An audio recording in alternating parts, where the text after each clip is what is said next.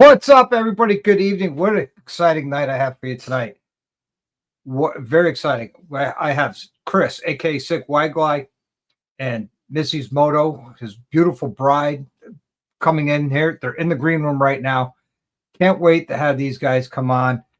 We're going to find out all about them. We're going to talk to them. We're going to get their background. We're going to get everything we can about them and dig up the dirt. So without any further ado, let's bring him on the stage. Not camera shy or anything like that. The man, the myth, the legend, with the lady, the myth, the legend, Chris Wideglide and Missys.Moto. How's it going, guys? Good evening. Good evening to you. Good evening, to you as well. And everyone out there. And everyone watching. Yes. Hello to everybody watching. It's a great evening tonight. Like I said, it's be exciting. We got people all over the world watching. Hello to Shane coming all the way in from New Zealand. All right. Yeah. New Zealand in the house. National. Yeah. Yeah, hell yeah. So don't mind me. I'm making tick marks. I have my membership. I'm doing a big giveaway just after Thanksgiving. And for every live that the members are active, they earn points. And each point is an entry. And I'm either giving away a Sawicki Speed pipe. Okay. Or a complete suspension technology, suspension front and rear. Ooh, wow. That's a heck of a gift. Jeez. That's the awesome. winner gets to select it. And how I'm paying for this is all the membership dues I collect, I put into its own separate account. And when I draw the winnings, I'm going to contact them. We're going to pick it and I'm going to order and drop ship it directly to them. Right on. Wow, that's awesome. Good for you. Yeah. Yeah, I don't want to, I'm not in this for the money. I'm in this for the community. I'm in this for the fun and the relationships and the friends that I make along the way. That's awesome. Agreed. Yeah. So are we. You know, like next year, I'm already thinking maybe a Thunder Max giveaway, custom dynamics, maybe a gift card to JP Cycles, or who knows?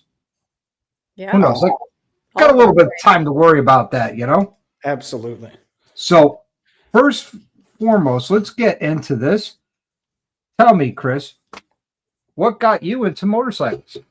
Oh, my God. I think I've been into motorcycles as far back as I can remember. It went fast. They went fast. They made noise. And that's what I always wanted to do. I was always good at making noise. I just wasn't necessarily good at going fast. And you're still good at making noise. If you don't believe me, ask Missy. I try. That's for sure in more ways than one. So, Missy, what got you into motorcycles? You know, as a child, I've always loved motorcycles, but it never crossed my mind to ride my own. And then I wish I had some great story, but I don't. I dated a guy. I was a passenger princess for a few years. And when that relationship was over, which it really needed to be, I didn't miss him, but I sure as heck missed the bike. So it took me a couple of years and just a light bulb went off and I was like, why don't you just try it yourself? And so I decided to take the course and see if I even passed or even if I liked being a rider, you know, because it's very different from being a passenger. And the rest is history. Nice. Now, Missy, what was your first motorcycle? A trike. A Was it? Triglide. Yep. Triglide. A Triglide? Yeah, Triglide. It was Triglide. What was your name? Big Booty Judy. Big Booty Judy. Yeah, Nice. my goal has always been a bagger. That's always been my dream. And I was smart enough to know that there's no way I would have been able to pass that course and jump on a bagger. I'm just not skilled enough. I got made fun of a lot for getting a trike first, but I have zero regrets. I had it for about a year, I think, maybe a little longer. And then I added a Sportster because I really wanted two wheels. And then that quickly became not enough power. So I upgraded to the Softail. Yes. And now I have the Softail and my dream bagger. And I sold the trike because I just didn't ride her very much. No. So your Softail, that's a lowrider S. Yes, sir. Beautiful bike. Chris, what was your first motorcycle back in the Stone Ages, because you've been into it for your whole life? Oh, well, so my first was a Honda Shadow. Nice. It was a 600, and I want to say it was like a 91, 92. I don't even remember. It was beat. That was my first one. My second one was an Ironhead, and I got them almost at the same time. Okay. So it wasn't short. It was very short, maybe 30 days with the Shadow, and then I got an Ironhead. And I learned a really tough lesson about taking care of motors and motorcycles when it comes to riding a rigid iron head. Now, you met Big Mike. He's my brother, came down with me. Yes. And his wife's got a Glide, and she just won a trophy at an event here for best paint. Ooh, Good, really? good What's it for look her. like? Yeah. If you go into my videos, you'll see the reveal for Dr. J. Okay. That's the bike we put together for her. Her nephew painted it. It's phenomenal. Did a great job. Congrats to them. Awesome. Congrats. Yeah, that's awesome. I'd like So- a Roguelide. Missy, you got a Glide and a lowrider. Street Glide. I have a Street Glide. Right. I'm sorry. The Street Glide and a lowrider S. Mhm. Chris, what are you currently riding? It's funny we said Shadow. I have a 23 Glide as well as a chopped up Shadow. It's a 98, 99 VLX, but it's a jockey shift. It's all chopped up. Crazy. I won't ride it. And then we both have our Groms. Oh yeah, we both have Honda Groms as well. Groms are great for doing hooligan stuff. So much Groms are fun. amazing for doing So hooligan much stuff. fun. Yeah. They're also really Donuts, fun on the, drifting, wheelies. Mhm. yeah, they're Yeah. also fun on the Dragon. We have been fortunate enough to have some good friends that we went to the what's it called, Smoky Mountain small bore Smoky Mountain Rally, and so we haul our bikes up there, our mini bikes, and ride through the mountains. It's so much fun. That has become an annual thing for us. Yeah, I mean we had fun both years. So this past year Chris has broke down on the top of the mountain, but Shit happens. adventures. I've seen that video. I'm actually going to be at the Smoky Mountain Bike Week at the end of this month. Yeah, we We wanted wanted to to go so be, bad. but had so we much have stuff going prior on. Yeah. arrangements. Yeah. Or prior- And I think next year we're going to try to go to that one. and for while sure. I'm there, I'm going to make the pilgrimage to Dale's Wheels Through Time. It's a bucket list for me. Yep, Ah, us too. yes, We just yes. haven't done it yet. So, of course, there's going to be a video for it. Yeah, But it's we'll be going to be a lot of looking for fun. I'll be Now, looking. Chris, could tell us a little bit about your bike, because it's something kind of special. When you look at it, it's got some cool paint, got some cool accent colors, but people don't know and don't follow you, it's kind of a special bike. It's it was a standard. It was something that Melissa actually convinced me to go ahead and get. I came off my Dyna and we picked up the Road Glide. It's a 132 it's being built again. It's still a 132, but we're going to do some more. That'll be coming up in some future content, but we got some heads, new cams.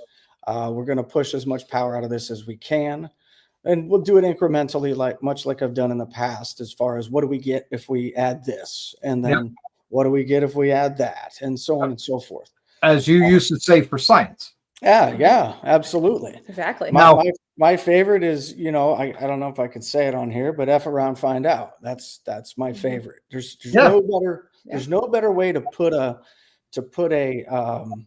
rumor to bed, or an alleged this will give you this much power, than to just do it. Let's just do it. Let's On see what we camera. get. Yep. Now, what are you going to do for the transmission? Because you got a transmission from Pretty Vinny. Yeah. And you blew up the one before you got that Blowing up, transmission. yeah. Great video, by the way. I watched it twice. I enjoyed it so Huge much. thank you to Right Vinny on, thank for you. hooking us up there. Yeah, that was a big shout out to Vinny. He totally just stepped forward and was like, I got you. I got one. Don't search, come get it. Yeah. And so Good so friend, that good was awesome. person, good mechanic there. He's Yeah. He's at Daytona. He's doing really well. We're really proud of him. Yep. Yeah, he got his master technician now. Mm-hmm. He did. He sure did. Yeah. He sure did. He's Go killing Vinny. it. And you're a Yep. master technician as well.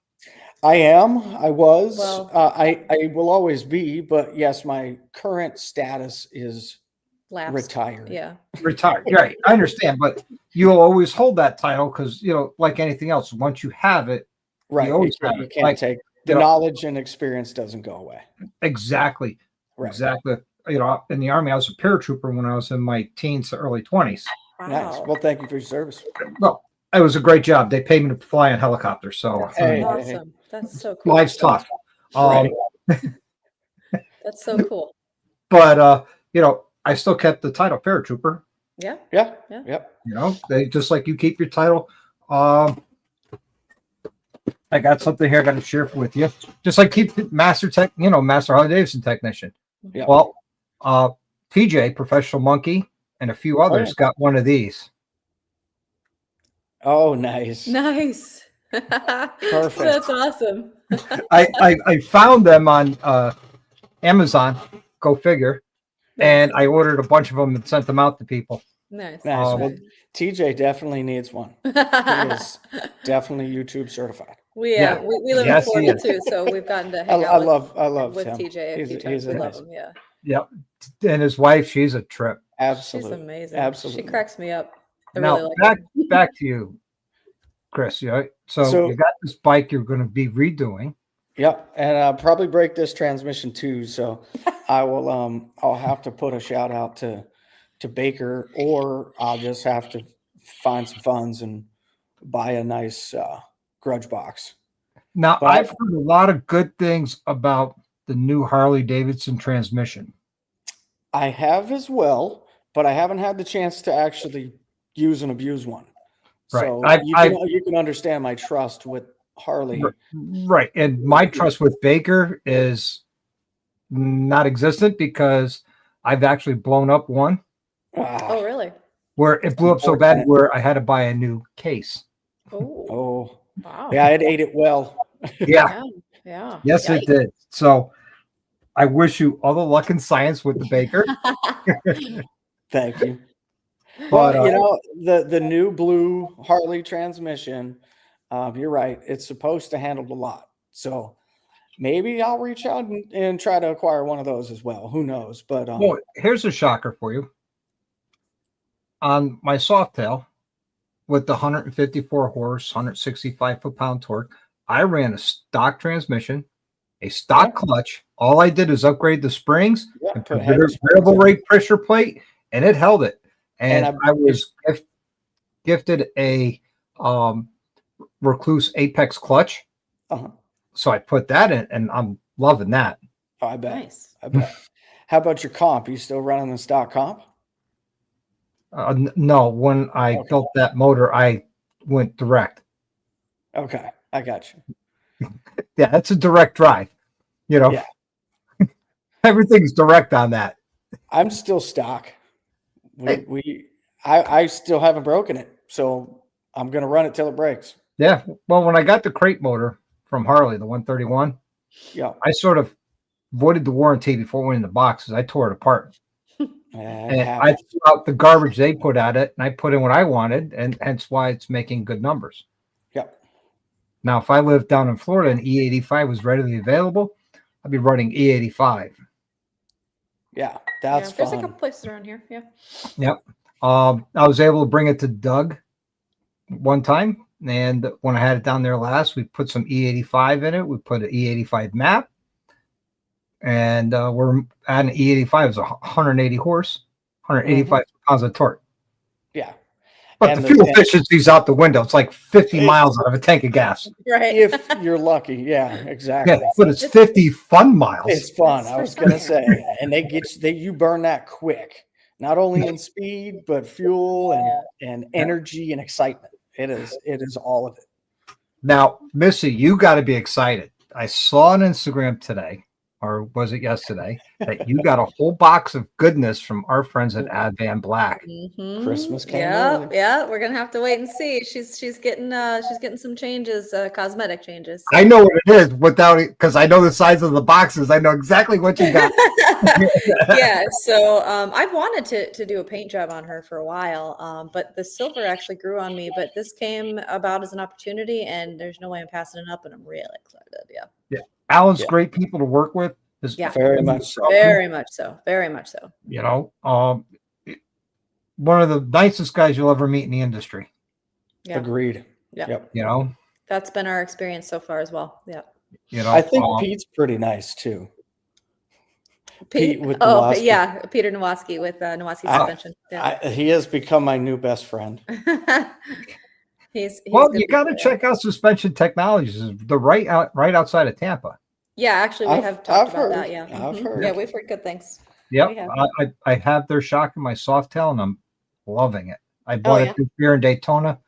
It was 2 years in the making because he builds them to a standard, not to a price. And over 2 years of research and development, and he wasn't going to release it till he was happy with it. Oh, good. Yeah. Yeah. So I got number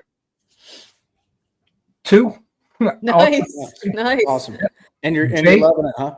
Oh yeah, absolutely. Good, good to know. I was on that bike Saturday, and we were hanging out with East Coastin'. Oh, nice. Okay. Yeah. So they're like 15 miles from me.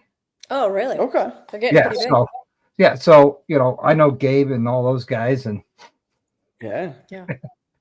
so if you ever come to the northeast here and want to hang out, I'll bring you over there. Yeah. Go hang out. Where are you exactly? I don't even remember all of a sudden now. I'm in Ansonia, Connecticut.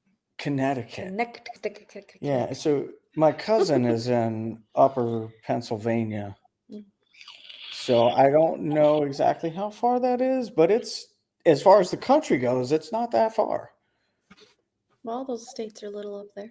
Well, Pennsylvania, you could go across Pennsylvania east to west in 9 hours before you cross the border.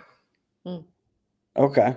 In 9 hours, I could be south of Richmond, Virginia. Yeah. Yeah. Give you an idea. Yeah. I'm Puts it in visually perspective. trying to play the map out in my mind at the moment. Yep. So what is your take on the 131RR? Then I'll tell you mine. Everybody here knows, because I've voiced my opinion to them and to the Harley Davidson engineers. I'm gonna let Melissa go first. Oh, I think it's awesome. I think it's badass. I wouldn't need one. I wouldn't buy one. I can't For afford one. 110,000 MSRP. Yeah, I can't afford one. So, I think if you can afford it and you want it for your collection, good for you. But yeah, it's beautiful. But, I don't know too much about all of the technology on it, though. So Chris will have to answer as far as that goes. If you want my opinion, it's overpriced. For the tech, Collector's item, though. for the tech, it's overpriced. Now, is it something cool to look at? Of course. If you have the coin to spend on it that without hurting yourself, fine, do it. But to pay that much, here's some subtle things. And just one thing I'm going to pick at real quick. When you spend this much money on a motorcycle and you get a truly billet aluminum swing arm, and yet it is taking the same stock cam adjuster, axle adjuster, what are we doing? What happened there? Why?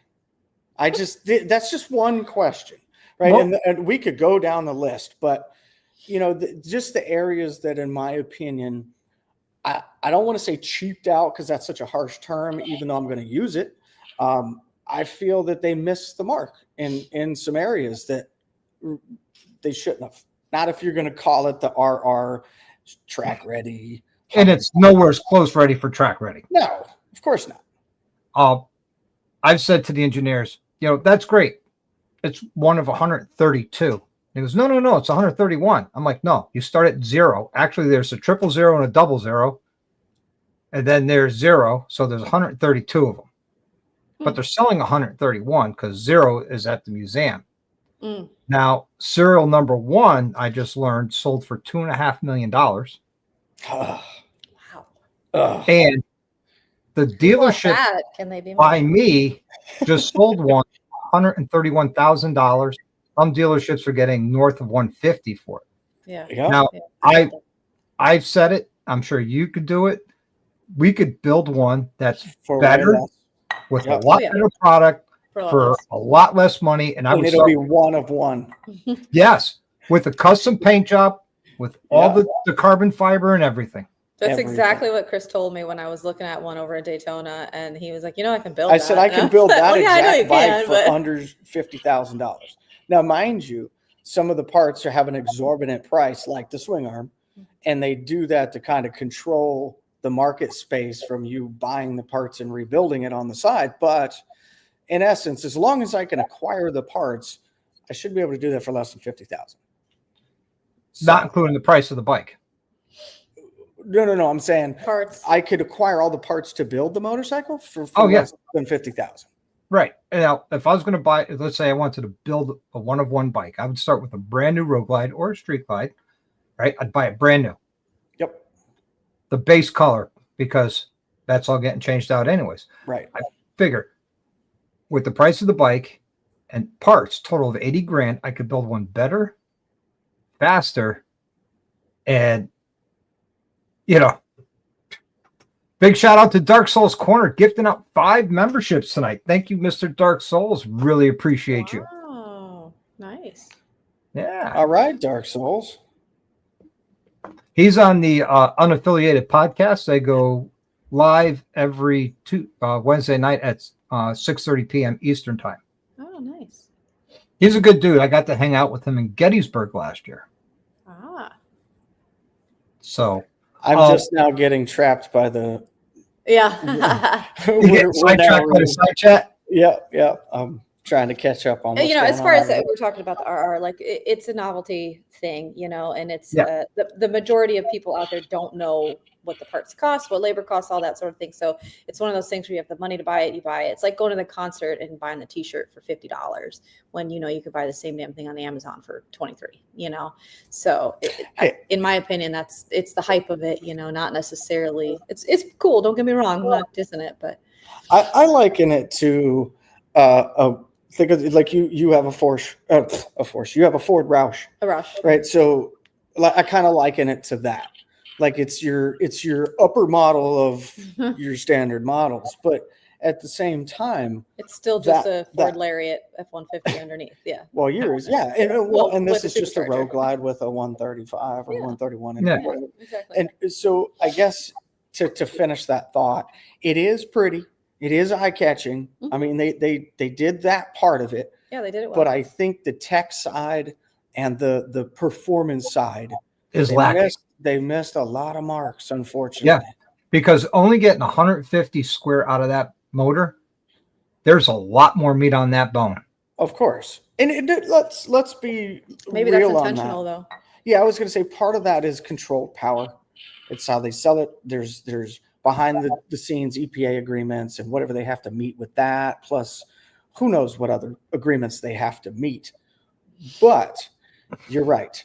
There is a ton of meat on that bone stock, which is a beautiful thing because if you buy it, you can get probably another 30 out of it. You should get 180. Easily. Yeah. Easily. Yeah. Now, TJ was fortunate enough to ride one during Daytona Bike Week. Oh, and, see, I didn't know. Oh, yeah. And everything. And I sat there and said, what about me? TJ vouched for me. That's pretty cool. If I was handed one to ride, yeah, I would ride it. Of course. Sure. You know? Wouldn't kick it out of my garage, but I don't know that I would want to pay for it. Let's put it that way. Mm-hmm. Thanks, Busted. I appreciate you. I want money for an RR so I could buy 3+ bikes. Yeah, right? Exactly. Yeah.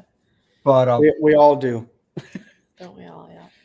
Now, speaking of the RR and, you know, absorbent amount of bikes, if money was no object, what would your dream bike be? Oh my God.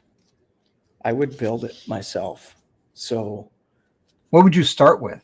I would build, well, honestly, I'd probably build 2 because I think Melissa has said this before. It's hard to have just one. You kind of need a bagger and you kind of need a soft tail. I right? do. Or a dyno or whatever. Yeah. You kind of need the touring side with all the tech and performance, but I also want a slim down, just get around machine. So I'd probably build myself a chopper with a 113, an SNS 113. Right on. I would do a low seat chopper. So I'm like maybe 14 to 18 inches up seat height. I mean, nothing. I'm going to be down on the ground, kind of Bourget style. But I would want up. So being that low, I'd probably be 4 up, 8 out. Long, semi-tall, but low. And then I would want a bagger, and I would just build that to the max. I'd throw everything I want at it, and it would just be an ever-evolving project. I'm hard to narrow down as to one. I like things to evolve and grow and become different. So to say if I had my dream bike, I'd still want to monkey with it. Yeah. What about you, Missy? I have a street glide and I really want to add a road glide to my collection. So you know what my dream bike is? It's called Unobtainium. Okay. What's that? It's a 1936 knucklehead in showroom condition. Oh, yeah, that's okay. not That's very happening specific. anymore. Yeah. Like I said, it's called Unobtainium, but that is my dream bike. But if you have enough money, I can, if I ever come up with that kind of money, like if I hit the 400 million mega millions, that I can afford to find one. Right. Yeah. Right. Yeah. And pay the 6 to 7 digits for that bike. Yeah. But that would be nice. My dream bike. What color? Doesn't matter. Okay. And color, at that point, color doesn't matter. You know it would leak, as they did on the showroom floor. They don't leak. They mark their territory. Exactly. I'm sorry. It's the truth. They don't. They just mark their territory. This is mine. Like a dog. That's mine. Right. Done. There's a little pun towards you being a veterinarian. Yeah. That must be a fun and exciting and heartbreaking job all at the same time. Oh, yeah. Heartbreaking. Yeah. Unfortunately. Yeah, that's the truth. I'll say this from a non-person and from a non-veterinarian person. I was going to say you're a non-person. You're a person. I'm a person. Let's not even get into that. So it's from someone that's not a veterinarian and who wasn't around animals much most of my adult life. I had no idea how much death is involved with being a veterinarian, and how sad if you realize that these animals don't live near as long as we do. So the rate is much higher of passing. How do I want to say this? Clients, they're not clients, but customers, animals of hers that she saw, patients that she saw from birth, and then she has to put them down 10 years later. Yeah. These are things I never thought about, and it's sad some days to see it. We have 4 fur babies now. 4. Wow. What are they? 2 of which are rescues. Okay. Excellent. 3 are rescues actually, and she is a 16-year-old Maine Coon. Oh, nice. Big cat? That's a big cat, yeah. No, she's female. She's not that big. Oh, okay. She's only at her heyday, about 15 pounds, but she wasn't fat. Oh, okay, not too big. Okay. Now at 16 years old, she's right around 9. Yeah. Starting to slow down, get lethargic. It's heartbreaking. We have a all black Persian, which was we got from a breeder. Excellent. And then we have 2 rescues, which are 2 black cats. And we had this one cat we rescued years ago, and we had him for about 12 years, and we thought he was about 16 years old. And the vet, when we put him down because his liver shut down, his kidneys shut down, that was my buddy. He would lay on me and just on the couch, just lay on me and cuddle with me. That was my buddy. And when we put him down, that's where I put him, his favorite spot. And, Mother Nature's cruel. She gives us these wonderful animals of love that bring into the family like their own kids, and then takes them away. Mm-hmm. Yeah. And they do nothing but offer us love. Yeah. Unconditional. Mm-hmm. Yes, exactly. If Missy, if you ever want to find out how much your animal loves you, lock Chris and your dog in a trunk, drive around the back, open up the trunk, and see who's happy to see you. She knows. I may have thought about putting him in the trunk too. Hey, you notice, Chris, I didn't say do that to Missy because I'm not stupid. I like to remind him that I have medications and skills. Oh, she threatens to cut my balls off all the time. Don't worry. It's called neutering. Hey, whatever it's called. Have you seen her posts? Yeah, I follow her page. So sometimes I put up Testicle Tuesday and it really grosses some people out. I usually lose like 50 followers, I guess, and I'm like, whatever. Speaking of Missy's page, Missy, you're killing it at Instagram. Well, thank you. 34,700 Is that where I'm at now? Wow. Yeah. That's amazing. Thanks. For an old gal, not bad. I mean, Chris, you're killing it too, man, with 22,000, 200,000 followers on Instagram. You know, and she'll be the first one to tell you, I don't work it. He doesn't post. I much. should. I don't either. I thank you. By the way, I don't want to say discount that. Thank you. No, I do my homework. Well, unfortunately, I probably should, and I'll be more active. We do have a new plan of attack for our business. We intend to be running a TikTok page, which Melissa will hopefully take the reins of. And then we'll get on Facebook and we'll do all the socials that we're not doing right now. You know, this, by the way, so just going back to the 150,000 subscribers on YouTube, Yep, 154,000 and counting. Yeah, this happened so fast. It was 7 months, dude. It was like an explosion, and it feels like it started. It was almost like a wave, and then it didn't really let off until about now. Recently, Right about now is so the tsunami came. You survived it. Yeah, and now it's time to figure the rest of it. Well, here's the beauty part of it all. You know, you got this big tsunami come at you with success on YouTube within 7 months. Yeah, and it didn't change who you are. You're still the same person I met 3 years ago at your previous employer. I'm the same Henri Sumbitch, and I'll probably be it forever.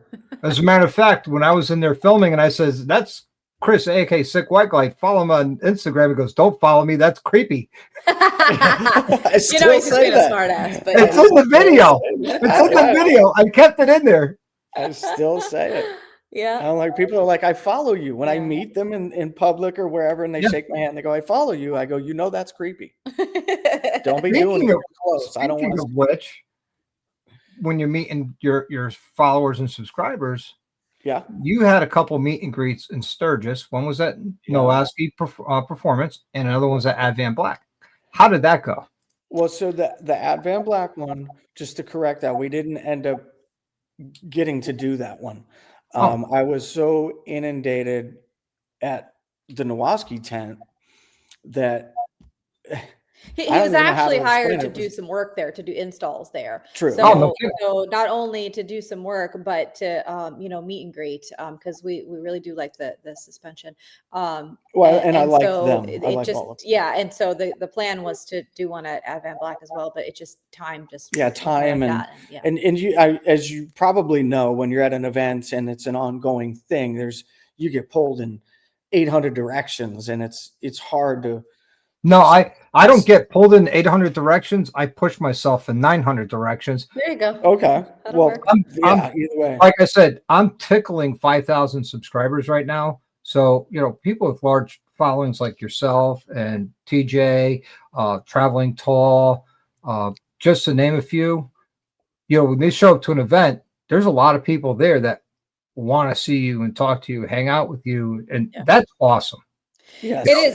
It's overwhelming. It's a little overwhelming, though. You know, before Chris was ever on the other YouTube channel, he never really wanted to be. That was never his goal, to be on social media. I was like the anti-social media guy, and I still kind of am, even though I work it. But we grew much quicker than we expected, and we definitely expected us to take years and years to get there. So we're so thankful. She is still, even right now, I think it's still not fully sunk in that we're at 154. You originally were like, it's going to take us. What was our number? Projection was 30,000 at 6 months. I think was it? Was our original projection, and we hit 30,000 in like less than 6 weeks, and it was like, oh my god, what do we do? And you know, it just kept coming and we still have people find us. I didn't know where you went. Yeah. So, you know, here we are. We just went to Halloween Horror Nights. Oh, funniest thing. So we're really at Halloween nice Horror Nights. We're doing an RIP tour, and if you're not familiar with that, that's the bougie way of doing it. You basically pay to get access. We had a private tour guide, and there were 9 of us friends, and so it's a private group, and you get taken around the park. You get to go right into the haunted houses. There's no lines. It's great. It's expensive, don't get me wrong, But once you do it, it's really hard to stand in lines again. So needless to say, this has now become 2 years of doing this. So we're doing the tour. We come out of a house, and every time you come out of a house, there's like Orange County cops, or there's cops right at the exits of all the houses, and they're there to keep the riffraff down. And you act a fool, they're gonna do their job. So anyhow, we're coming out the group, and out of nowhere I hear, "Hey, I know you," and it's a cop, and I'm like, "Oh shit!" I'm like, I'm looking down, I'm like, Me, right? Exactly, you not me. wrong guy, Hey, it's you. wrong guy. You got no face, no case, not me. He goes, Sickwidwglide. And then I knew immediately, okay, I know who this is. So I turned, and he, shook my hand. He was excited to see me, excited to meet me. I was excited to meet him. And first thing he said is, I didn't know where you went. So it's interesting how we're still finding people, and they're still like, well, wow, we didn't know where you went, and this, that, and the other. So, well, you're doing your own thing now, which is Yep. awesome. You're working full time out of the shop in the backyard. yeah. Yeah. Well, legally, no, but yes. We're working You're on helping. Hey, friends. you're So we're helping not like friends running an out. actual shop. Yeah, Yes. yeah, we're helping Yes. friends, and You're not charging any labor. You're just helping friends out. Trust me, I Right. went down that road with the Department of Motor Vehicles here in Connecticut, Yeah, no, we are. Yeah. and I won that case. Oh yeah, good. Perfect. That's a good thing. Yep. And Doing- so and then you're got some helping little- friends out full time, being retired, which is awesome. Yeah. Yeah. Yeah. I was just at Daytona Harley the other day for a meet and greet, and anytime I'm out and about, it feels like the question is presented a lot of, hey, do you want to come back to work? And the answer, of course, the side of me that wants a consistent paycheck says, well, yeah, but the other side of me is like, well, no, I don't. I don't want to. I like being my own person. Right, exactly. I like being able to do what I want to do now. This is new. This is nice. I don't want to give it up. So yeah, you segue into my next question. You had your meet and greet at Daytona Harley. How did that go? Great. I really have come to enjoy meet and greets. I still am by default an antisocial person. I'd still rather move around the world and not necessarily be bothered. But I'll be honest, like the way people are like Sickwidwglide or Chris or the I follow you, that has become a nice thing to hear. It has changed me in that way. I'm That's good. Still antisocial, but more social with my antisocial, if that makes Got sense. you. Kind of an introvert. Yeah. Or outer introvert. You know what I'm trying to say. Yes, I got you. I'm picking up what you're putting down. He has a little Now- social anxiety. Now, me. Daytona Harley just opened up a speed shop, it looks like. More speed. That's what we're Mhm. pushing. Yeah. Yep. Jordan. I don't know if you're familiar with Jordan Huerta. He spent some years with Moonshine and was one of their renowned builders and tuners. And, he's now down here at Daytona Harley. And yeah, they want to start their own thing. So I'm kind They of are. trying to put a little light on that. I'm going to show up with my camera and I'm going to have a good time and just give them some exposure. That's my goal at this point is Help them out. Yeah, I feel like I'm jumping around, and maybe you'll have these questions, but part of what I want to do with this channel is teach people things they didn't know in a very understandable, level-headed way. I try to teach it like I'm talking to my mother or Melissa, right? I want you, the viewer, to understand what it is we're doing, and also help others, help the guys up. Like, for example, we did the Nowoski thing, and they have done their own footwork, but I just wanted to jump on there and shine a little light on them to say, hey, Right. y'all check these guys out, and we're doing the same with Daytona. So, Well, to jump on that coattails of you and prop you up a little bit, I'm going to quote you. On your service intervals that you do, one of the checks is critical bolt fasteners. Now, I've asked engineers at Harley in Milwaukee, what do you consider a critical bolt fastener? And like, and I says, well, you put it in here. It has to be checked. What are the critical bolt fasteners? And I could never get a straight answer until I watched one of your videos where you said, if I could see it, that's a critical bolt. So I put a wrench, a socket, check it, make sure it's sort. You know, and that's right from your mouth. And to me, that was the best explanation of what a critical bolt is when you're doing your service intervals.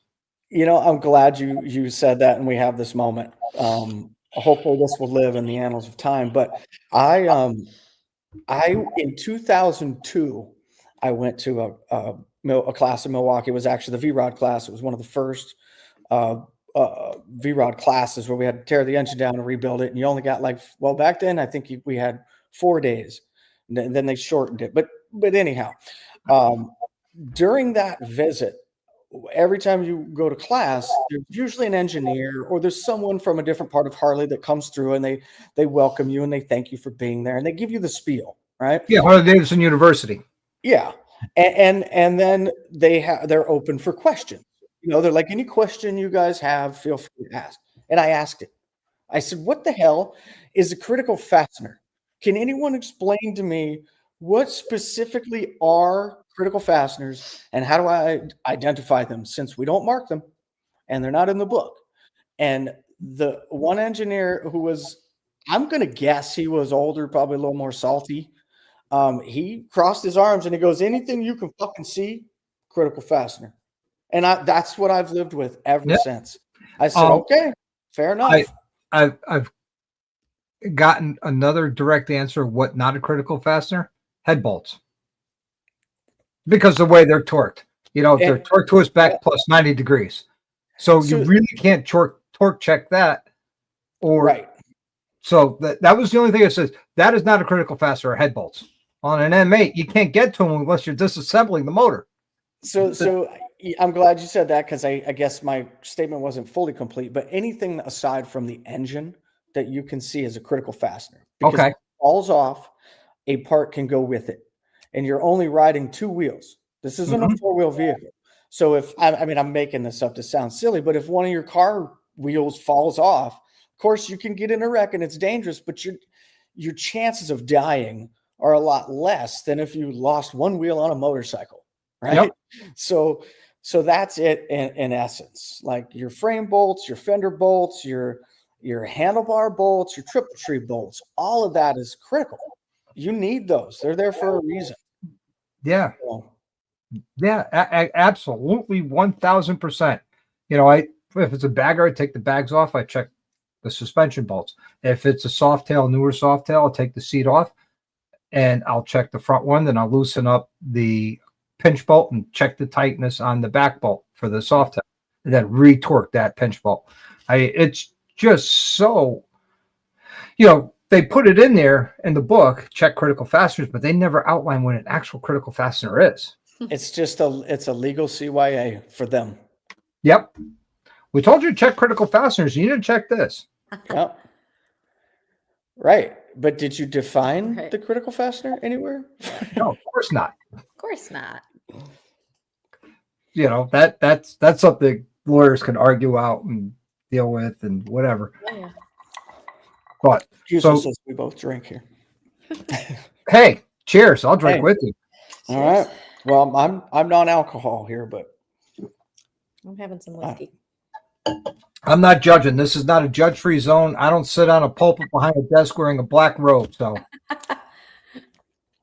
Good. So, what is next for your YouTube channel? It's cruising through on twos, but it's titled Sickwidwglide. What is next for you guys? So, real quick, I'll let her talk on that one. But the Sickwidwglide cruising through on 2. I kind of want to get this out. It's a confusing thing for a lot of people. Obviously my legal name is Chris. That's my name. Sickwidwglide's my handle. It's been my handle. Any video you see from my previous channel will have that. Everything I've ever been known as was that. So now that we've started the new channel, it's essentially Sickwidwglide on cruising through on 2. right? So you can find me anyway, really.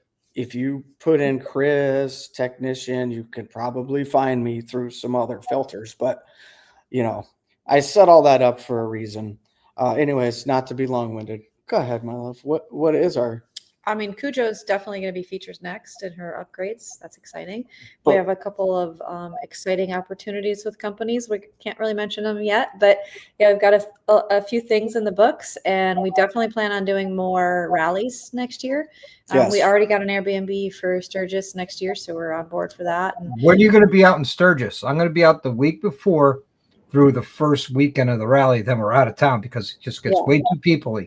Yeah, for sure. Agreed. So we're going several days before and then staying through the first weekend, I think. I don't have it handy, but yeah, I think definitely days before and then through the first weekend, because that's what I hear is the best.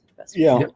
Let's try. We'll keep in touch. Let's try and hook up we'll connect. Sturgis, because next year, because I'm going to Sturgis and it's such a financial and time commitment for me, I'm not doing my normal 7 to 8 rallies or events. So I've got Mob in the Mountains of West Virginia, which is a great event. You should go. Highly recommend it. Okay. It's not a rally. It's more of a biker camp out and ride all day. Nice. And at night, the cameras go away. We drink, we party, we have a great time, break each other's stones, tell lies about the day of how we rode, and then, talk about the upcoming rides for the next day. I mean, last year, 3 days, I kind of took it easy, but I put 700 miles on the bike in 3 days. Nice. Yeah, that's good. Yeah, that's a good thing. Definitely. Yeah. So maybe that's something you guys might want to look into for next year as well. Yeah, for sure. Yes. So I don't know that we know 100% where the channel is going to try to answer your question directly. You never really know. Well, true. But we do know, as Melissa was just saying, we do intend to be out in the public more. It's somewhat of a challenge because she is her own, she runs her own hospital. So she is the doc when she's not there. It's, as you were mentioning, a financial commitment. It's because I own it, it's easy for me to leave. But financially, it costs me a lot of money because I'm a one doctor practice. If I'm not there, I have to pay what's called a relief veterinarian to be there. And currently they run about $1,250 a day. So it's not just I'm taking vacation. It's literally $1,250 a day that I have to pay somebody else to be there, which I'm very thankful for those people. But when you go for a week, that's a lot of money out of my pocket on top of travel costs, lodging costs, things like that. And there's no guarantee they're going to pay for themselves. Right. They're just basically there. I mean, some of them rolling the dice money, others just are there to be a body there, so hopefully they bring in 3 times as much as you're paying them per day. Right. That's the goal. But that's the goal. It kind of goes back to what we were talking about earlier in the speed of our growth. Like, I think a lot of people have asked what's next, and we're like, I don't even know. Like, the wave hasn't stopped. No, I mean, we were just like, whoa, this got really big, So I don't think we had a lot of time to prepare, and so we don't really know. I know right now we're having a lot of fun. I'm having a lot of fun, and I know she is as well. Being out, being at events. As I said a few minutes ago, I am truly enjoying meeting everyone. I'm actually, like I said, I'm becoming somewhat social. The event you just mentioned, what was it again? Mob in the Mountains. Mob in the Mountains. June 24th through the 27th. See, okay, so that definitely sounds like something we want to do. West Virginia, and West Virginia has a problem. It's a good problem. They don't know how to pave a straight road. That's a good thing. Florida, that's all we've got. I mean, I've ridden the Florida the tail of the Gator, which is 318 miles with 11 stops. Yeah. Jeez. So we have a question here from Weston Customs. Great dude. He says he's jumping into the Softail world next year. What suspension do you run, and have you heard anything about GP suspension? No. So my Softail is stock right now, but Nowaski just came out with a monoshock, so we're kind of hoping to do that. But then we also wanted to look at the other one, other company. Do you know anything about that? I don't. I don't GP know. Currently, to answer the first part of your question, the current suspension on her bike is stock. So she's not running anything currently. Right. We have become an extension of Nowaski. So for that reason, I'm going to be loyal and run their suspension system. Now, that's not to say that I won't at all compare. We're still going to do comparisons. I mean, the channel is the channel, and this is what I do. But understand, I guess, in a way that my loyalties lie with them now. And they by all rights, they earned that. They supported me and Well, likewise with me, but with Suspension Technologies, and I've been running their shocks since March. Yeah. And so I can tell you what we're saying. Yep, over stock. Any shock will be better than over stock. Absolutely, any shock, yes. But it's an all aluminum body that's made right outside of Tampa, Florida. All the parts that assemble that shock are made by Suspension Technologies, except for the spring. I know he's looking at getting his own spring tool to make his own springs. But it's adjustable. You could adjust a preload on it, which is nice. Yeah. It's a direct bolt-in. They offer a 12.5 and a 13. I'm running a 13. It makes the bike a little bit taller, but it gives you better ground clearance for cornering. But you could get that with any manufacturer. Just to give a little bit of background on Suspension Technologies, Mike, the owner of the company, if you call the number, I guarantee you're going to get him on the phone. Also, his background is he used to design and be a shock engineer for NASCAR and the NHRA. So he knows a thing or two about suspension. Mm-hmm. So, Weston Customs, I hope that answers your question. If not, made it a little bit more confusing. Because Weston is going to get an answer from you for Suspension Technologies, and he's going to get a Nowaski answer from us. You know, I'll be honest with you. I paid for my shocks from Suspension Technologies. He doesn't believe in sponsorship or anything. He wants people to talk good about that stuff that paid for it. Yeah. Same. Yeah, same. We got them for my my Street Glide, and I was naive too. I always knew that stock suspension is not that great, and anything you upgrade is going to be better. He had put progressives on, and I didn't know any better until we put the Nowaski on, and now I'm like, shit, that made a real difference. Yeah. You know, if we have time, real quick, that she made a statement when we went to Leesburg Bike Week. She wrote on the back because she wanted to drink while we were over there. Yeah, I don't drink and ride. And I don't blame you. We don't do the drink and ride stuff. So anyway, she was on the back, and we hauled ass down there, and the turnpike is under some major construction right now, and it was rather smooth. And she made a comment about how smooth the ride was down the highway, and it dawned on me like a light bulb, because I had just never thought of it. But she only knew stock suspension. Well, she knew nothing else. But right. And if you don't, and there, I do have some customers of mine and subscribers of mine that sat there and says, "There's no reason to upgrade my suspension. It works fine. I've never had a problem with it." Well, somehow they got gifted a suspension. They came down. I put it on for him. And he's like, "Oh my God, I didn't know how bad it really was until I got a good suspension." Exactly. That is a constant statement. Exactly. Yeah. I mean, because if all you know is this mouse, right? Then that's all you know. And if someone says, "Hey, I got this mouse, it's much better." Yeah, it's the same, does the same thing. Mm-hmm. But you got to try it. And if you're not open-minded to try it, then boom. Yeah, and they're costly, but got to be open-minded. It's an upgrade that's worth the cost. Nowaski, I might give them a shot, try their suspension out. I well, let me know if you want to. I've had legends. I've actually had their they're top dollar ARC shocks. On my Rogueglide, within the first year, I sent them back twice to get rebuilt. And then Bummer. the third time I contact them, going to rebuild, they tell me I'm installing them wrong. I'm like, that's impossible. Watch my video. Yeah. They're not being installed wrong. Now, not to talk bad about any company, but they blocked my phone numbers, all of them. They blocked all my emails to include my work ones and my work phone number. They don't want any business with me whatsoever. They don't want to honor their lifetime warranty. So that's So I have a pair of $1,500 shocks. That with their warranty issues. I have a pair of $1,500 shocks laying on the garage floor that I keep them just to show people, hey, you really want legends? Well, here, this is my experience. Yeah.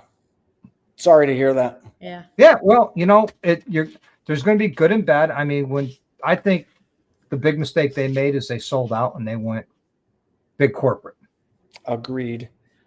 And that's when the quality went down. That's when the customer support went down. And like anything else, you know, everything suffers. Can't argue with you there. It happens to every industry and every aspect of the industry, you know. Hey, so I had something that was shot to me real quick. I gotta look this up. So your good buddy and my friend, ex-customer Bill Carville, sent me a message. Oh, really? And he told me to ask you. Yeah, I did his. Sorry, real quick. Nowoski does make a mono shock. I don't know if it's on their website yet. They released it at Sturgis, but it may not be on their website, but they do. Yes. Did you see a question? Right here, it says Nowoski's right now doesn't make a mono shock, but they do. Yeah. Yes. They do. It may not be on their website yet, though. But they do have it. So Bill told me to ask you about the fucking chicken, passing the fucking chicken. So you're supposed to tell us the story of passing the fucking chicken. So last year we went to TMMR. Yep, that's what he was saying. Yep. Don't go. No? Why not? Oh, excuse me. Well, I reached out to them about getting media passes. Okay. And they're like, send us all your credentials. And I sent them copies of my analytics, my YouTube channel, my Instagram, my Facebook. And the response was, okay, you're all set. Right on. Thank you. 2 media passes. Well, we get down there on the first day and I go to the booth for the media passes. They're like, you're not on the list. I says, but here's the email. I says, I'm all set. So they found that person. It's like, oh yeah, we gave them all out. Huh? So the 4-day pass was $150 per person that I was not expecting to spend. Oh. Now, if I knew that ahead of time, right. American Corps gives out passes to veterans. My wife and I are both veterans. We could have gotten free passes as veterans, or I could have budgeted and paid for the passes. No big deal. But don't lead me on and then tell me at the last minute, oh, sorry. Yeah, that's not good. If you didn't order online, it was 100 and something. Now it's 150. Yeah. What? So we were down there the whole week before TMMR, and we were staying at Dallas's house, and we were supposed to go to Jack Daniels, and we went to Jack Daniels, and I spent an absorbent amount of money on some amazing fine bottles of whiskey, which, again, this was years ago, and not one bottle is left except for the one bottle I had engraved. My wife and I like our whiskey. So we went to this place called Miss Mary Bobo's. It's part of Jack Daniels. It's been an inn and restaurant for beginning of time. So we get it. They seat you by room, and you're going into this room. They call it Southern style. Up north, we call it family style. And they just bring out trays of food. So we get upstairs. I says, hey, I'm going to go use the bathroom. I'll be right back. So while I'm in the bathroom, they're bringing out all the trays of food, and all the food in it when I came back was at the far end of the table. So I'm asking to pass the chicken. I asked 3 times very politely, and they just like got their nose up in the air, blah, blah, blah, blah, blah, just ignoring me. And this poor girl comes in, and I'm hungry and hangry. And she goes, "Does anybody want this chicken, or are we done with this?" I pass the fucking chicken. I want the chicken. You were And hangry. these people were so pompous to the point where the girl comes back a little bit later, says, "Does anybody want anything else? Yeah, could you bring me about 2 pieces of chicken, dark meat?" And she goes, "Should I just bring a plate for the table?" "No, I just want 2 pieces of dark meat." She goes, "I'll just bring one for the whole table." "That's not what I asked you." She was very belligerent. Oh man. Yeah, but that's where that came from. Oh. Just pass me the fucking chicken. That sounds like something I would have done. Yeah. I don't know that I'd have been patient enough like you. If they hadn't acknowledged me, I don't know. If she No. was next to me, I'd have just stayed quiet. But if she wasn't next to me, I might have been like, "Hey, pass Oh, me my the wife was chicken." there, and she's got the patience I have. Even more so, she puts up with me. But Good for you. That's you know, funny. my wife's a saint. That's funny. So Yes. that's where that comes from. Melissa's the saint between us. With Well, patience. you Yeah. figure any woman that puts up with guys like us is a saint. I mean, Yeah. Thank you for that acknowledgement. I mean, the name Spaceball for my Softail, how that came about was I was hemming and hawing about ordering the 131. And my wife's like, "Well, you got the money, right?" I says, "Yes." She goes, "So shut up and order it already. I'm tired of hearing about it." Yeah. So I I'm do that all the ordering time, it, though. and I'm sitting there going from 114 to 131. That's just not enough. So I start researching cams. I have a spreadsheet where I put in my what RPMs, my weight, and all that, and it tells me a lift and duration that suits my riding style. Then I start searching for a cam that comes close to that. And the Cyclorama CR512 was the closest cam it comes to. And I'm ordering that and sitting there, and I'm like, okay, now we got to do a compensator delete. Now we're going to do a chain drive. And we're going to do roller rockers. We're going to do ARP studs. We're going to do SNS oil pump cam plate. You're going on. And I said, maybe a turbo. My wife goes, "How fast you want to go? Light speed?" I said, "Light speed? That's too slow." She goes, "All right, Spaceball." That's the name of the project. That's a good There one. it is. I like it. That's clever. Because that's something you would do too. Just won't Yep. be fast enough. Let's Yeah, make it right. better. Let's make Yep. it You know, better. Always. Because Slow it when up. I first met you, I was running the 7.2 gram injectors. No, Okay. 6.2 gram injectors. 6.2. Okay. And you told me to upgrade to the 7.7s. 7.0, probably 7.0s or 7.1s, maybe. Something like that. Yeah. So I'm like, nah. So I went with 8 gram. You know, So I could run E85. okay. Yeah. Even though it's not available here, but wherever I am, it might be available. I just load up my map. Boom, done. Let's go play. There you go. And whoever I'm riding with gets upset because we got to stop every 50 miles for gas. Yeah. Well, I was mentioning that I have some stuff going on my bike soon.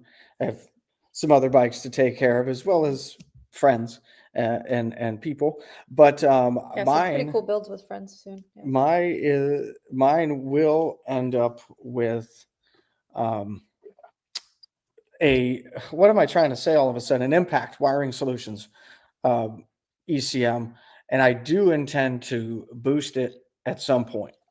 I will probably do the supercharger for my own reasons, but Everybody's doing turbo. Might as well do supercharger.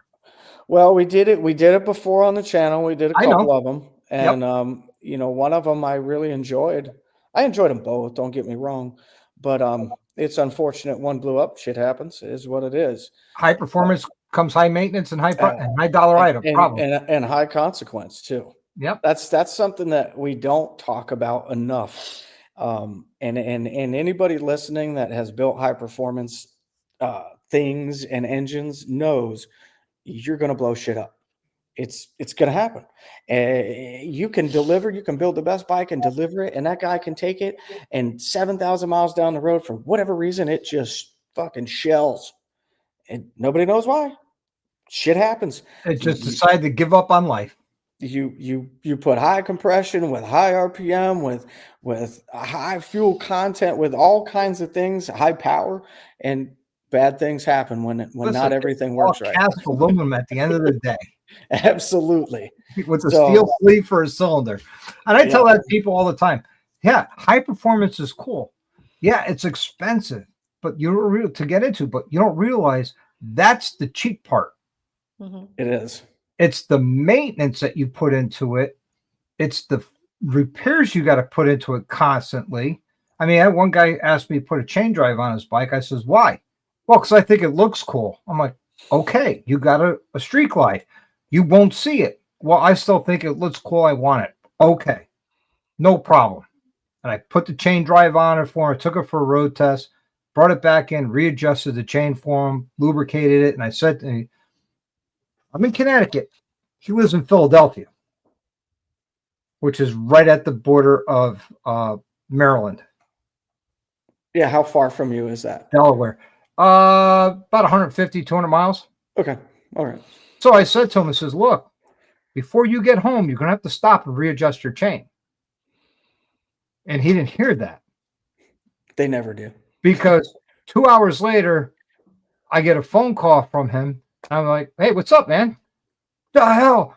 You left my chain loose. No, I didn't. I told you before you left, you're going to have to stop and readjust that chain because it's new. And I told you if you went chain drive, part of your regular scheduled maintenance is to clean, lubricate, and adjust that chain. It has to be done regularly at a 3,000 or 5,000 mile interval. And it's very rare that people actually do that. There are those guys that do, but they are few and far between, unfortunately. I actually did a video on chain maintenance. Good. There need to be more of them. Yes, because everybody's going chain drive because they see, the race bikes have them, the stunt guys have them. They look cool in a picture, sitting still. Yeah, and everybody asked me, why did you go chain drive? I says, I knew I was going north of 150 horse, and me being me, with my luck, that belt would have snapped somewhere 150, 200 miles from home. So if I go with a chain, at least if the chain breaks, I got bigger problems than a chain. Most likely. So, but it's a lot more durable. The way I take care of it, it's going to last. Yeah. Like everything else, if you take care of it, it's going to last. But when you're talking high performance, you got high maintenance, and that comes with cost. And a lot of people don't talk about, like you said, don't talk about it, don't mention it. I do as much as I can. Yeah. Yeah, I have built a few tons of engines. Yeah, I've built one or two, and one of the recurring things from customers is well, I didn't realize that it would have so much more maintenance than a stock one. Well, yeah, you put 160 horsepower on top of 160, 170 foot-pounds of torque. It may not wear the engine out that fast, but everything down the driveline, the clutch, the belt or the chain, the swing arm itself, they'll twist. I'll put shaft bearing on your transmission. Tire wear, yeah, exactly. Transmissions break. So, then you realize that everything else down the line needs to be reinforced. And then that's just a ticket that people, when they see it, they're like, oh my God, it costs this much. It's like, well, you have to pay to play, unfortunately. Yep. I had a guy come to me and says, I got quoted to put a cam in my bike for $1,800. I'm like, really? Full stage too? He says, yes, that's a great price. Yeah, that's a real do you have a build sheet of what they were going to do? Oh, yeah. There for $1,800, he was going to get a cam and adjustable push rods. No lifters, no inner cam bearing, nothing. I says, look, if you want to do this right, the right way to do it at the bare minimum, some anti-rotational cuffs, get rid of the plastic, some new lifters because the lifters wear into the cam. Adjustable push rods are fine. Cam bearing, cam lifters, a tuner. You're going to need a tuner. The tuna. You always need the tuna. The tuna. And I says, now the weak spot of your bike at this point is going to be your clutch. There's no mention in there they're doing anything to your clutch. He says, oh, they'll adjust it. Yeah, but that clutch is not designed to handle that much of an increase in power. It's more with the spring, but yes, you're right. I said, so we need to do something to your clutch. He says, well, work me up a price. So I worked him up a price of everything. It was like $2,400. He's like, that's a lot of money. And I'm like, well, your bike won't fail you riding it from here to Florida, where if you go with this guy, you're going to be burning out clutches. It's going to cost you more money. And more. You're already complaining. Yeah. So, of course, what did he do? He went with the $1,800 cam job.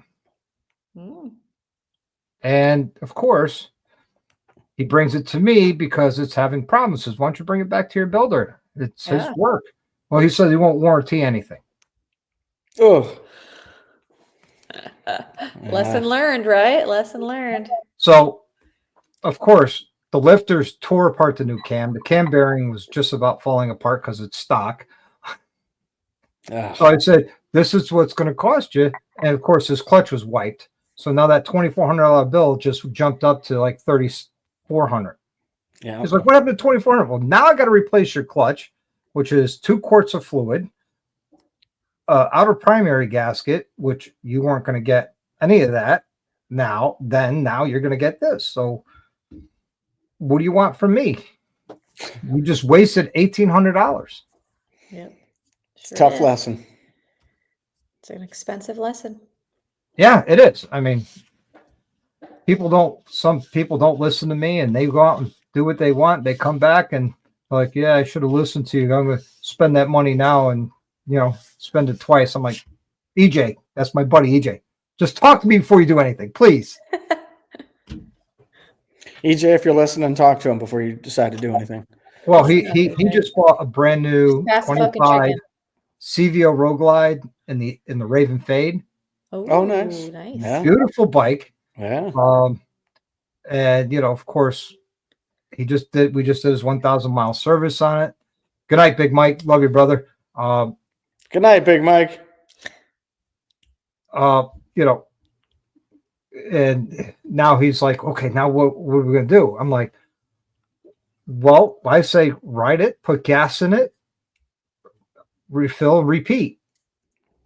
I mean, you got a 121 that's making more power than your 23 did with a cam. What more do you want? You want sound? We'll get some slip-ons, or we'll do another Sawicki. Yeah. Thank you, Jack. I really appreciate you. Yeah. I'm glad you're home safe and sound. We're reading the comments over here. I'm reading the comments. Yeah, here you go. Here's a good one. Big picture. First, narrow down to what you want and need. Bingo. Yeah. There's a difference between wants and needs. Do you need this or do you want it? Well, I need horsepower. Chris, you need horsepower. It's always a need. Yeah, she needs a lot. It's an addicting drug. Horsepower. Yeah. Because once you get it, you got to have more. Yes. Yeah, I was just talking the other day with my Softail with the 131. If I ever trade it and get another Softail, which I love having a Softail, I don't think I could do one without a 131 or higher. Like I'm so used to that power and that torque now. I love that bike for that reason. I don't think I could ever go less. Go supercharger or turbo. Look who just made a comment, Mark. Hey, what's up, Mark? A mechanic that's sitting next to you that would help you out. Yep. He always wants to get his hands on anything and more power. I'm just like, hold on, let me. Yeah, I'm always about more power. Sound like 10 Mile and more power. Basically, yeah. More power. That's such a great show. That was a great show. Yeah. So We were much younger then. Yeah. yeah, I'm 55. I'm old. Yeah, I'm 40. I just got reminded I'm 47. So I No, mean, you're Ah, 47. you look great for your age. thank you. You're I'm almost 47. almost. I'll be 47 in a few months. Month.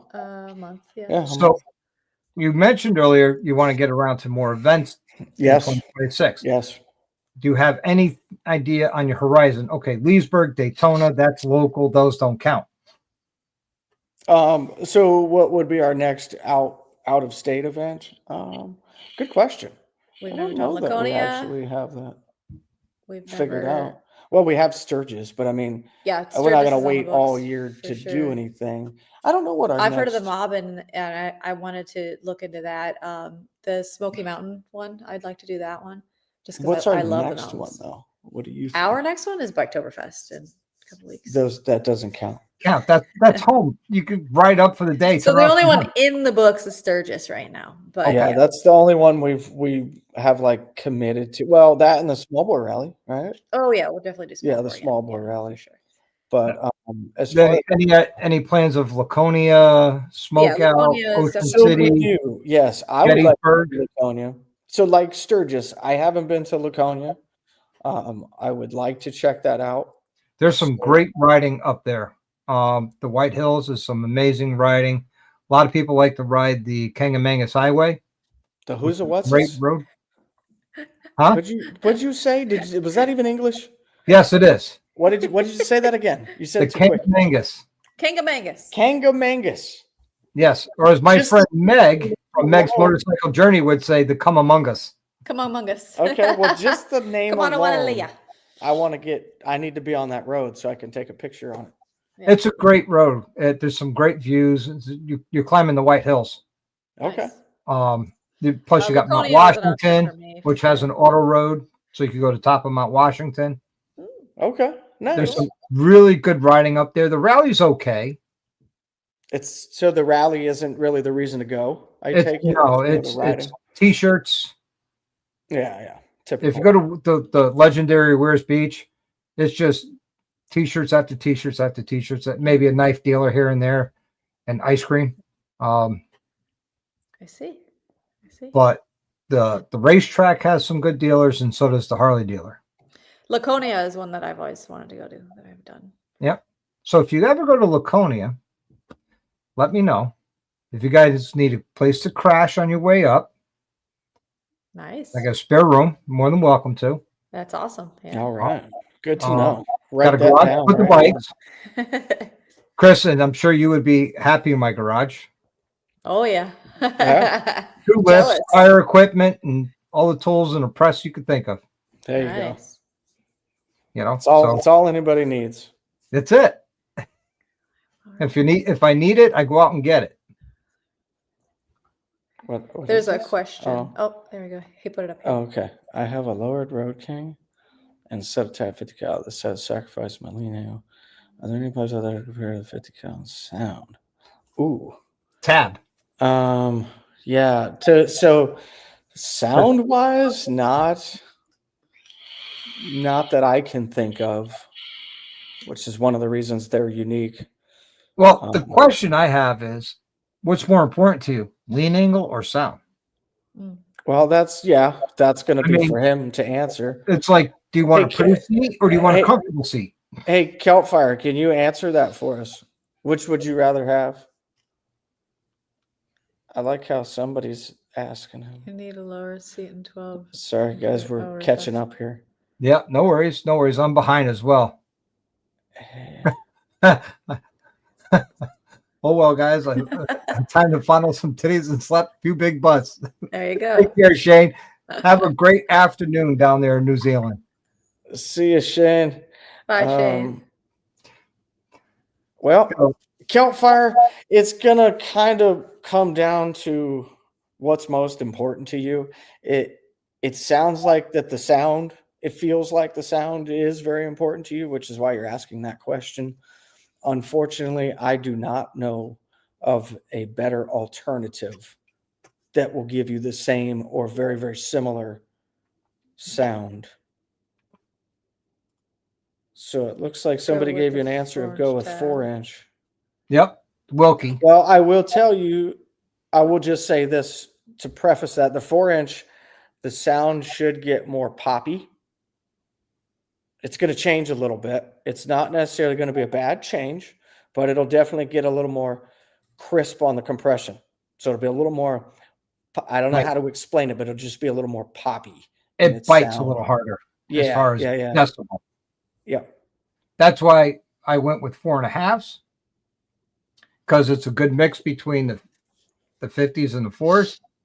But I don't have those anymore. I have a Sawicki Speed. I've had a Sawicki for now 3 years on my Softail, and since And March. it's just loud. Yep. Thanks to the Rolling Throttle, who sold me my Sawicki and my Thunder Max. Nice. Nice. And installed it, by the way, down in Daytona. Excellent. All right. Yeah, I went down to Daytona. Every time I go to Daytona, I have to bring like an absorbent amount of cash because of all these ideas I want to do. And I'm looking at it going, I'm on vacation. I don't want to wrench on my bike. Yeah, pay somebody else. Yep. You know? Yep. I do. Actually, I do. Do you get to Daytona every year? I've been now for the past 3 years in a row. I've been to Biketoberfest in 2019. And next year, well, March, unfortunately, I will not be there. Oh. Because I got to save time and money for Sturgis. Because if I go to Daytona, I take 2 weeks because, 2 days to get down, the 10 days there, and 2 days to get back. Yep. Yeah. Oh, yeah. Because we stay right at the Cackleberry campground, and we're in an RV, and you get blocked in. The first year we went down, we were supposed to leave on Saturday. And we were on the last Saturday, and we got blocked in. My buddy looks at me, Big Mike. He goes, I guess we're not leaving until tomorrow. I said, good with me. Oh, darn. Later. Funny story about Cackleberry. This past year, I made creamsicle moonshine. Oh, Really? Yes. It tastes just like creamsicle ice cream. I also made it for Mobbin. Sounds dangerous. One of the shop girls that always works down at Cackleberry for Bike Week, I got to know her pretty well. My wife knows her. And I said to her, Tori, you got to try this. I said, but be careful. It's dangerously delicious. Now, you know how the shop girls dress there. They're in thongs and tank tops or pasties or whatever. Uh-huh. yeah. And she's like maybe 23.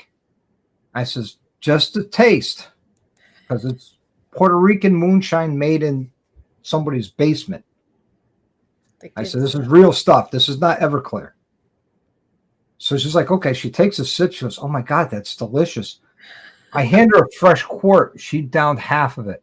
Oh, such a young thing. Probably paid the price. 5 minutes later, in her thong, she was face down, ass up, all through the night. Poor thing. Right outside the RV. And I kept checking on her all night. And the next day I looked at her, how do you feel? Still a little spitting, but I feel great. Do you have more of that creamsicle moonshine? I said, I bought a gallon, and not till later. Yeah. Yeah, that's funny. That's funny. You mentioned moonshine. First time I came over, I brought. Yeah, I don't know who gave you bring? that moonshine. Watermelon. Did you try and get her drunk? Well, I didn't try. She got herself drunk, but we the first time you were pretty tipsy too. I'm not saying I We just wasn't. sat out by my pool. The first time I We hung came out. over to the house and we hung out together, I brought my kid. So I got Annalise, who at the time was she 15? She was 15. And Ayla, who was 7. Yeah. And I show up to Melissa's house. Melissa's a single woman. And I show up with 2 kids and moonshine. And I'm like, hey, let's get in the pool. I'm like, I got two big wide mouth mason jars. And I'm like, let's get in the pool. I'm shaking them. Yeah. Good times. I don't drink anymore, but yeah, man, that was. I'm not a fan of it. Yeah, Chris doesn't drink anymore either. He quit. A couple years So ago. Iron Butterfly is still do. another lady rider who's got a pretty awesome road glide. Nice. Iron Butterfly, 1974. Fantastic. Excellent. Just want Dallas. Oh, I see. I'm not a fan of alcohol. Well, Yeah, you know, Dallas, unfortunately, I am a fan in a way. I'm not, but I have problems with it. So I just avoid. Well, Yeah. I have friends that have allergic reaction when they have alcohol. They break out in matching silver hand bracelets. Yeah, exactly. Close for me. Yeah, close. It's I'm the happy lovey-dovey kind of intoxicated. Happy He drunk. is the I love you, man. yes, I am. I love my and I friends. seem to get Um, annoyed. he gets he has a curve. Like he'll be great for a while and then he gets angry. But so then it's I just better fall if he off doesn't. there's like this dude, like if I watched myself from a third party, I'm like, this dude's having fun. Look at him. Oh, that's great. Oh, no, Shit. he's an What the asshole. fuck just happened? Like there was no warning. He just like took a step and went straight down. So, and once I'm down there, I'm a mess. I don't know what happens or how to fix it. So He's also a type 1 diabetic and he likes Yeah. sweet drinks. And so when he So- was drinking Right. alcohol, he was consuming that plus, high sugar and that messes That's up not his- good for type No. 1. Absolutely not. So he no, but nothing we do as human beings is good for us. Anything that brings If us it pleasure tastes is good, bad. If it tastes good, it's bad for probably you. not I good can't for you. smoke a joint because my lungs can't take it hardly anymore. I can't drink alcohol because my body doesn't like it, and I'm an asshole. I can't barely take a Tylenol to feel better. You know what I mean? Like you'll get liver damage from Tylenol. Like it doesn't matter what you take. While I'm over here sipping some whiskey. Baby Yeah, aspirin. right. Baby aspirin. That's what you need. I finished mine. My wife is my bartender. She's awesome. Oh, she sounds lovely. Every Wednesday night, she comes up about 7:30, 7:45 with a fresh cocktail for me. No.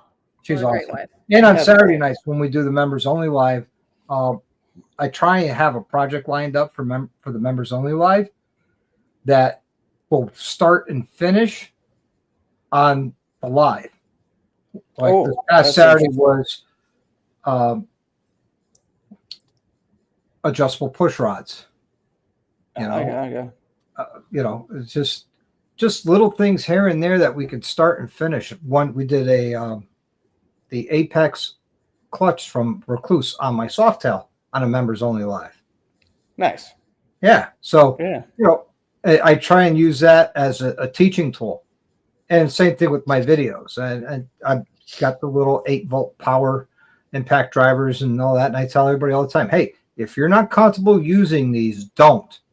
It just makes my life that much easier. Yeah. Right. Because if you're not comfortable, you could ruin things. Yep. And if you don't, this is something that I've spoken about for years.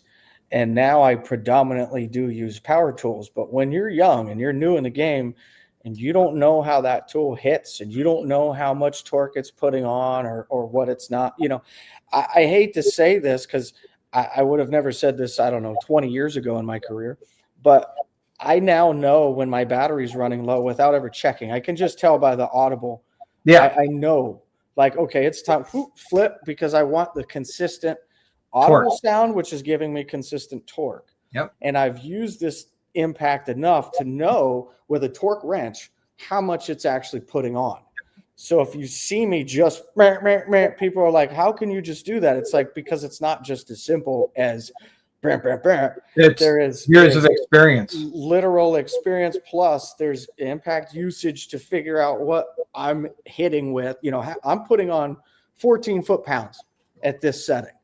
I'm putting on 16 foot-pounds at that setting or whatever. So Yep. yeah, you need to know what your tools are doing. That's why I stuck with 8-volt, because it's a low impact, low torque setting. It's right around 100 inch-pounds, which every bolt is Perfect. just over 100 inch-pounds. Yeah, 100 to 120 and you're gold. Yep.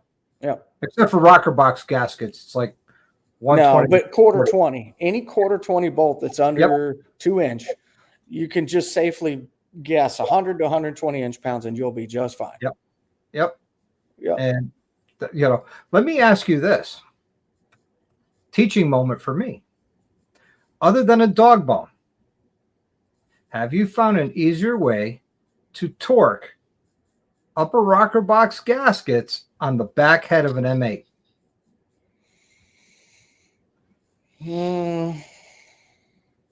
Well, yeah, actually, I don't use it much, but I have a 7/16 chop down socket, and I have a beam type torque wrench with a Yeah. short head. So that's how I'll do it, is using the beam. I've been thinking about chopping down one of my 7/16 sockets as well.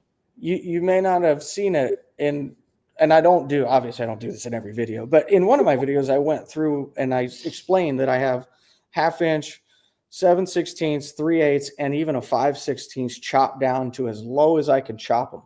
And I say in the video, and I'm not out there right this second, but I'm pretty sure I used Craftsman. And the reason I used Craftsman is because the flank goes all the way down to the bottom. So you can literally shave that socket down to nothing and you've still got the flats. Whereas Snap-on is a round shank with only this much of it actually being the 1/2 inch or 7/16 flanked part that you need.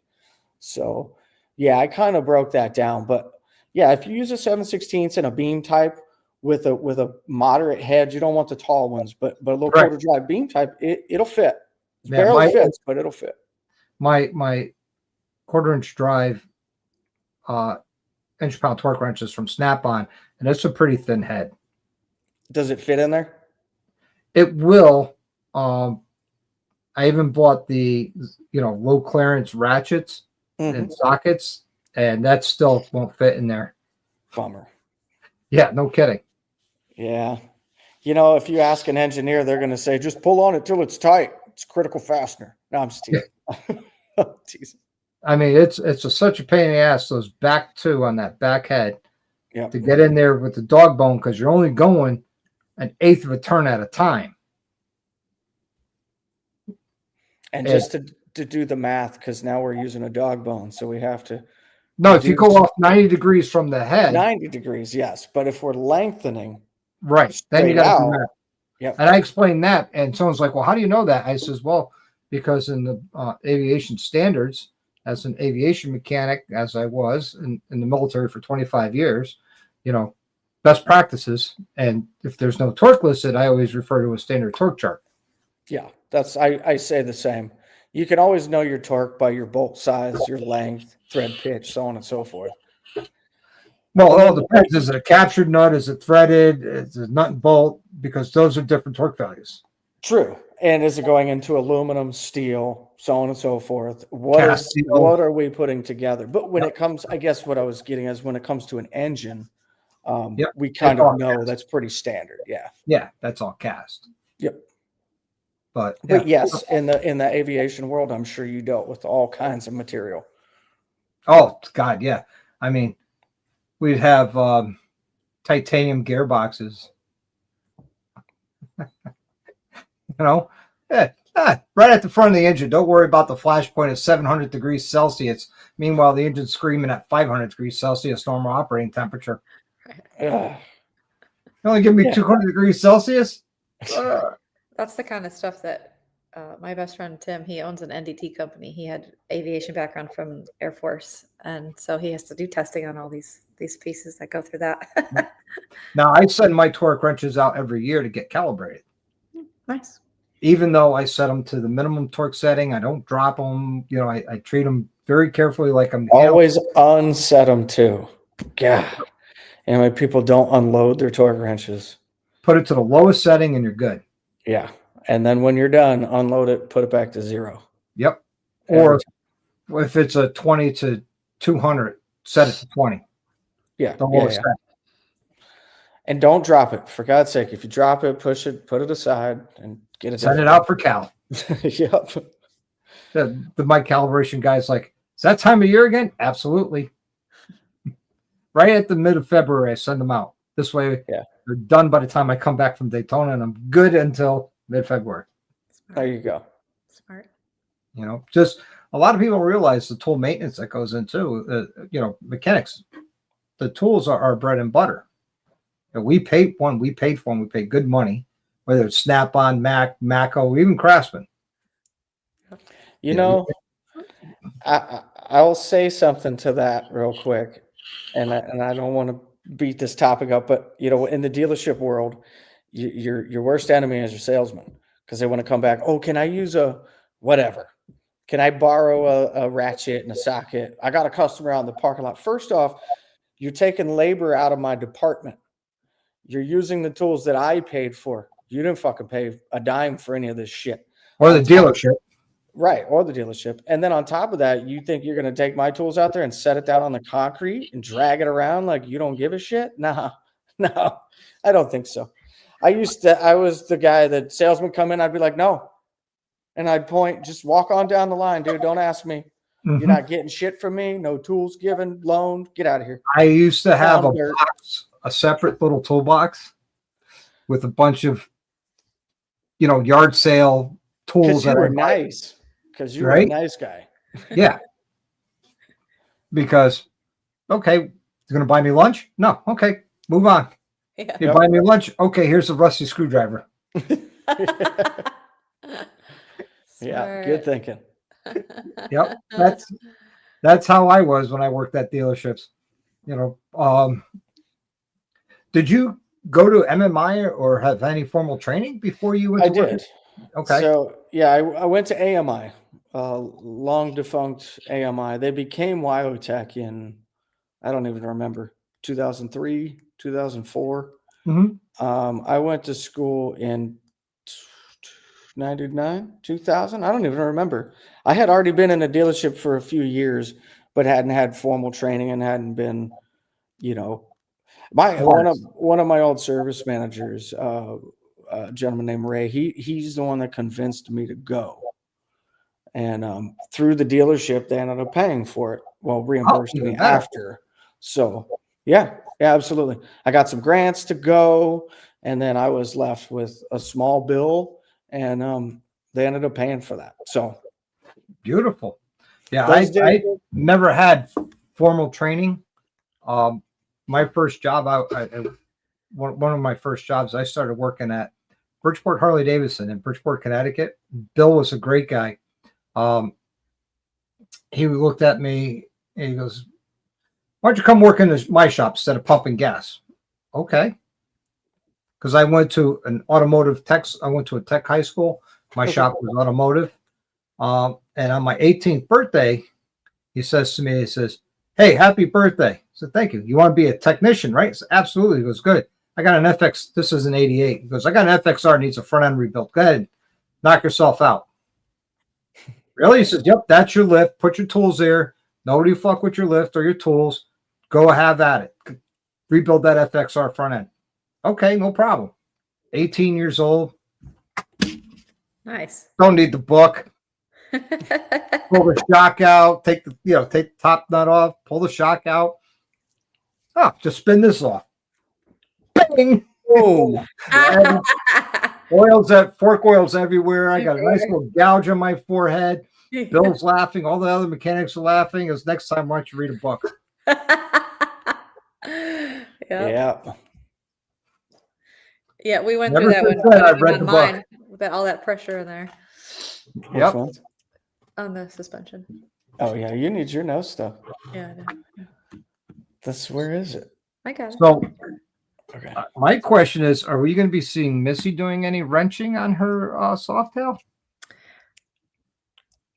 Maybe. Yeah, probably. That was a good question because I don't even know the answer, so I was waiting. We've talked about are it. We We've do, are talked you? about it. Yeah. Do you? Yeah. I think that would be awesome Yeah. because it can show, hey, look at this product. I'm not a master technician or a mechanic in anyone, and if I could do it, you definitely could do it. Absolutely. Yeah. Yeah. That's our plan. But you also got the caveats. But if I run into trouble, I have Chris to lean on. So Exactly. make sure you phone a friend if you run into a problem. Correct. That is true. Yeah, you betcha. You betcha. So that'd be interesting to see. Yeah. Yeah, I think so too. Yeah, I'm capable. Yeah, what do you want to do? You should do your paint. Then I don't have to do it. Paint. Oh, that's easy stuff. Oh, listen to her. Oh, that's easy stuff. Now, I have a friend of mine, Tommy Joslin. He's a chopper builder, and his choppers are beautiful. He was just down with one of his choppers at OCC for a competition, wins trophies, been in magazines. and you ask him about the paint, he says, yeah, I do it with a rattle can. Mm-hmm. Yeah, we see that a lot. And they're like, you would swear he paid thousands of dollars for that paint job. Yeah. Some are really good, others are not, but yeah, we've Yeah. definitely seen some really good rattle can jobs for sure. Yeah. I'm in the middle of building a chopper right now. Everything has been donated to it. Oh, those are fun. Well, you know, I partnered up with this not-for-profit organization called Homes for the Brave. Excellent. They Okay. take in homeless veterans, whether they're homeless or just out of prison, strung out, alcoholics, whatever, help them clean up turn their lives around and everything. And they're not federally funded. Ah, bummer. So, well, they were up until the Obama years and then lost all the federal funding. So I've been active with them since 2010. That's awesome. And I said, you know, I got this platform I just started 2.5 years ago. I says, I have the knowledge and I have an empty lift and the skill. Let me contact Homes for the Brave. Let's see if they want to partner up with me to do a chopper build. And then when it's done, I give it to them and they can raffle it off to raise money to help more veterans. Nice. So I met with Vince, the CEO, and he was all about it. I said, look, it's zero risk to you, 100% gain. If it doesn't happen, would you lose? Nothing. If it does happen, you got everything to gain. So he took me over and they gave me all the paperwork. So if any company donated anything, they could write off as a charitable donation. So if a company paid, let's say, $10 for this pen, right? And it's a Harley Davidson pen. And since it's a Harley pen, they could sell it for $100. They could write off the $100 as a charitable donation. Nice. And so when I got that paperwork, I was hot and heavy, man. I was hitting up every company I could think of in the chopper and motorcycle world. I said, you know what? I'll hit up Paul Jr. I've known him for years. See if he's got anything laying around. I figured I'd have more parts coming out of my ears than I'd know what to do with. Well, here we are 2.5 hours later. I'm 80% there. 80%. And you know, a lot of companies like, hey, look, man, it sounds like a great project for a great cause, but we have to say no because our policy is we say no to everybody. Yeah, that's unfortunate, but understandable. That's what Junior said to me, Paul Jr., Paul Tuttle Jr. He's like, Bobby, I'd love to help you out, but I have to say no. It's because if I say yes to you, the other 100 people walking through the door are going to have to say yes to him. Right. I get it, and I respect that, you know? I do.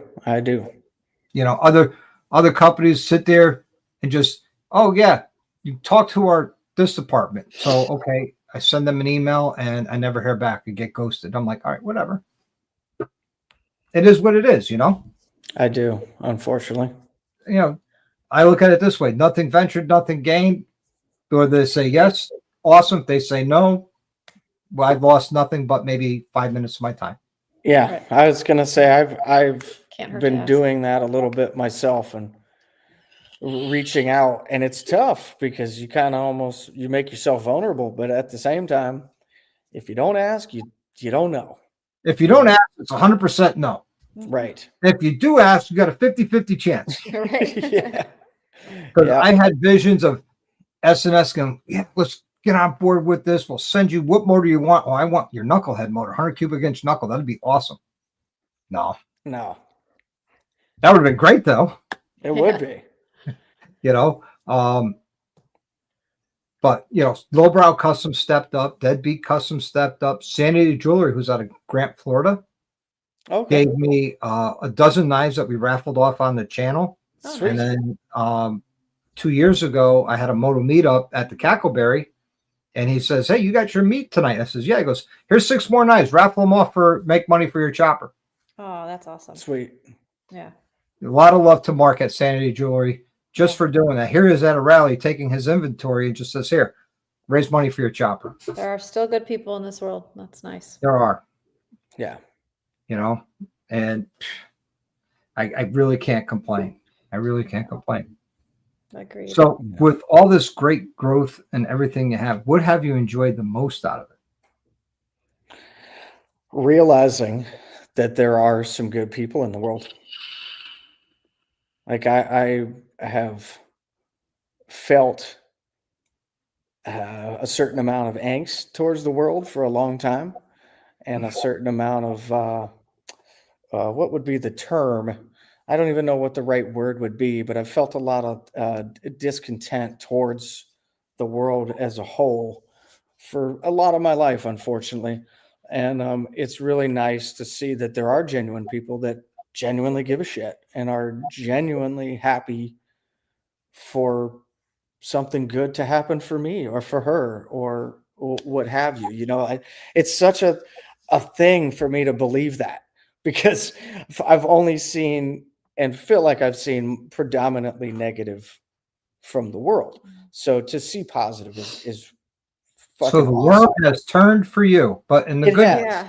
Yeah. I like the Absolutely. opportunity to be able to show people who we really are. Yeah. You know, what you see on the internet is what you get. And I like the opportunity that since we're calling the shots now, it's our creativity and we get to say, you know, what's going to be done and how it's going to be done and what we're going to film and what we're going to put in and what we're not going to put in. And, you know, having any sort of control has never been something that we had in the past. So now we True. do. And it's a great feeling. And here's one little bit to let you in and let anybody watching in. I just did a video and I struggled really, really badly with things that you, the viewer, will never even know. And what I mean by that is I had a vision for a video. I had particular shots and I wanted a sequence and I wanted to tell a story, right? I'm a technician. I can build shit, I can fix shit, but that doesn't necessarily mean that I can tell a story with a camera. I'm not that. I wasn't built that way. So I'm learning all of this. This is new for me. I'm learning to edit. You know, everything you see, I do. So as good or bad as it is, it's Well, all your me. thumbnails are fire, man. Well, Oh, thank thanks. you. That's we're that. trying, we're improving. Yeah. I'm watching. I watch people and then I emulate, because that's all I really can do at this point. So I see one and then I have to break it down and figure out how that's made, and then I do. So what I wanted to say was I really struggled with the fact that I didn't have all the storytelling shots that I wanted, and this she'll attest to. It makes me like I hit a mental block. Like I'm just like, I don't know what to do. I wanted this story that I can't deliver. And will say, well, nobody knows. It doesn't matter. Take that out or trim this or do that or whatever. And The she's voice of right. reason. She's right. And it always works out just fine or okay or whatever. But there's still And we'll that. continue to improve. There's still the part of me that's like, fuck, man, I wanted more, right? Or I wanted other shots or whatever. Yeah, I do that myself when I get done filming and I feel pretty good about it, and I come up and edit it going, Yeah. huh? Yeah. Yeah. This is not what I was wanting to show. Exactly. I'm like, Oh. ah! And the worst is when you realize you were recording, but it wasn't recording or whatever. And you're like, fuck, I can't go back. And Lost audio, lost video. That's oh very my God, we lost the frustrating. camera when we Yeah. went to I watch saw it. that video. Oh. Yeah. Now, So that had fortunately, none of the good stuff on no, it. But there is so much that y'all don't even know that happened. But Yeah. the gentleman that gave us or allowed us to use his CVO while we were there, Eddie, this guy Eddie, we met his him. name is Chad. Or, His handle is Eddie Says Me, but I think it's that's right. It's Chad Anyway. Eddie. It's got two first names as first. Yeah. Right. I'm sorry if you're watching, but anyhow, we are striving for perfection. We had great footage with him. We were at his house. We met him. Then we met him at the dealership, and it's gone. The camera's gone. It's all gone. But that was super nice of him to lend us a bike. Yeah, and that is part of what I was saying when you said what was the best thing. It's like meeting people like that. Yeah. Out in Washington State. I've never met the man before. Super nice guy, genuinely interested in us, watches, follows, and was like, here, I got a bike for you to ride. Go have fun. Yeah. You know, it's like, that was amazing. It's a good feeling to get to know people and Oh, let somebody them get has to know us. the burning question. Had to throw $5 on it, Busted Knuckle. Yeah. Yes, Great dude, by the way. the answer is yes. Yes. Yeah, we are no longer a part There of it, is for bad blood, sure. and we don't talk. We don't, So which is a shame. It it is Very much because a shame. the truth is, and I'll say it here on the live, I have no problem saying it to anyone. The truth is, we were friends. We were friends. Mhm. It doesn't need to be this way. It shouldn't be this way, truthfully. It Yeah, should just be that we truthfully- worked together, we were friends, and now we're doing other things, and It is that's what it that. is. And you know what? And I hate to say it, you know, if you had that friendship, which apparently you treasured. Thank you, Jules. Gifted out 5 membership tonight. Thank you, Jules. I appreciate you. Wow. Nice, Jules. Thanks. You know, Thanks, Jules. sometimes you have to be the bigger man and sit there and say, hey, you and I need to have a sit down. Now, this is coming from my club days. We need to have a sit down and work this out. I don't think because- that'll happen. That never happened. I don't think it ever will. I'm with you. But- I don't want to cut you off. Go ahead. Yes, Yeah. you're right. You know, You're right. and hey, at the end of the day, we're both men. We're both doing our own things. We both got our own families to take care of. But we lost a friendship. Mhm. Will it ever be like that? Most likely not, but there's a chance there could be something. We lost a few friendships that were really hard. Or I Yeah. should say perceived A friendships. couple, yeah. But yeah. You Which kind is of find out this who is your what I said I friends didn't are. want to talk about tonight because Yeah, well, I mean, we're not here to No, Talk we're smack, we're you know, it was we've the, taken it's the the high road, elephant we will in the stay there, room. but- It's always going to be at least for a while because we didn't. Neither side has really talked about it, and as we all probably know, one side had to shit on the other for no reason. Yep. And so, Well, I think you handled it very gracefully in thank you. one of your early videos thank you. because, as you know, I was a big fan of Blockhead. Yeah, Mostly because I loved watching you do your thing on the bikes. thank you. I hear that a lot. Being a technician, being a mechanic, you know, there's only one way to do it, but there's a lot of different techniques, and you Oh, yeah. Of course. taught me a few techniques that I didn't think of that makes my life easier, or a Good. few techniques that you have didn't work for me, so I'm not using them, And you that's know? okay. Yep. And that's fine too. Yep. Yeah. But at the end of the day, you know, you're you, and I respect you. I think you did a very graceful way of approaching the subject without broaching the subject. Yeah. Thank you. We had to address that. I'm moving on. That's it. So what made you decide to say, you know what, this part is over, I'm going to do my own YouTube channel? Time crunch. We had Oh. one paycheck mornings. So we kind of had to either say, oh, what do we do? Do you go back into dealership life or should we make our own channel? And we were just kind of like, F it, let's just go for it. Yeah, it essentially, like she said, it kind of came down to a time thing. You just mentioned a one paycheck, and I guess it was pretty much one paycheck. It was like 2-3 weeks. So 1.5. it's essentially like a paycheck and a It half doesn't when you matter. think about two. But regardless, there wasn't a lot of time, right? There wasn't a lot of reaction time. So it was like, well, fuck, what now? And I have my own reasons. I had my own reasons for doing the channel, even though I felt like it was probably going to fail. Truthfully, I didn't think it was going to go anywhere because I don't know. That's just how I felt. Real quick, Busted Knuckles. That's because he removed it. Just that's all I'll say. What? Oh, It was taken yeah. down. Oh, yeah, because he removed it. Yeah. Anyhow, we Yeah. had short notice and we had to, make a decision and we just said, let's just give it a try. Honestly, Yeah. there's a part of us that thought it wasn't going to go anywhere. And we're like, "Eh." Right. We didn't think it was going tried, to go anywhere. but it took off quickly. And it was something I did actually begin to enjoy doing. Yeah. the time there. Yeah. In the beginning, I wasn't too like I was. So to kind of preface this over time, when we started, I was at the dealership and he was coming in and we did his Sportster first. Mhm. And that was fun. That format where he was asking questions and It was a great team. and Yeah. we were Really building things. That was fun. And then we started the business, and that was fun in the beginning. And then it became like anything. It became a job, you know, and It just didn't. It turned out to not be what it was supposed to be, and yeah, it wasn't a good thing. I'm really trying to pick my words because I don't want to. I'm not here to You start were anything. busy. You were busy there. You were always had lists full. You've had big projects. You had the builds. You've had Yes. giveaway builds. You had always busy. Bill, you actually his bike you built Yep. NC Crimson Glide, and he's the reason why you had to soundproof the dyno with his bike. Yep. His bike sounds good, by the way. He had that not gym, with, not when he's surrounded by a bunch of bikes with Sawicki pipes. You can't even hear them. We tease him about it all the time. Poor Bill.